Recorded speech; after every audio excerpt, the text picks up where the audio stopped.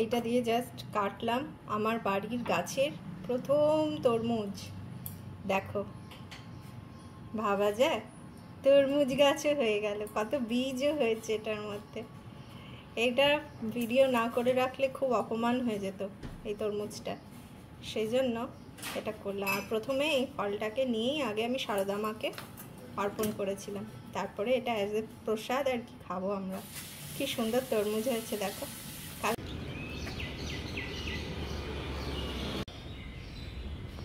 সকাল 9:26 বাজছে, আমি এগুলো সব নিয়ে এলাম, মাংস রান্না করব।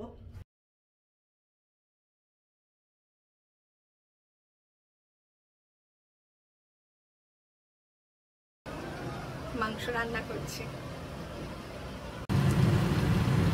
দেশি মুরগি রান্না করছি সবার জন্য। বাবা মা এসছে, ওরাও খাবে, ওদের জন্য আর ছেলের জন্য আলাদা করে মাংস রান্না হবে, সব তুলে রেখে দিয়েছি। মাংস অলমোস্ট রান্না হয়ে গেছে, শুধু ধনেপাতা দিয়ে একবার টেস্ট করে চেক করে নেব যে নুন ঝাল সব ঠিক আছে কিনা। আর এদিকে ছেলে, এই যে এটাতে ছেলের রান্না বসাচ্ছি, ওর একটা চিকেন রাইস বানিয়ে দেবো, করছে এখন। দেখো চিকেন কষা বানালাম, এবার বাবা মাকে সার্ভ করে দিচ্ছি।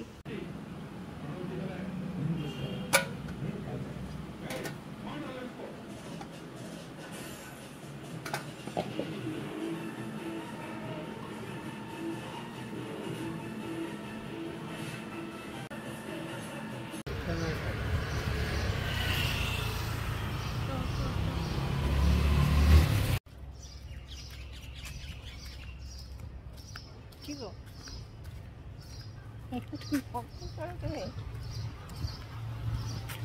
আমরা বেরিয়েছি এখন স্ট্রিট ফুড খেতে, বিকালবেলা, এখন 6:45 বাজছে। বেরিয়ে পড়েছি সবাই মিলে, বাইরে বেরিয়ে কিছু খাবো, তারপরে চা খাবো, সেজন্য বেরিয়ে পড়েছি। মা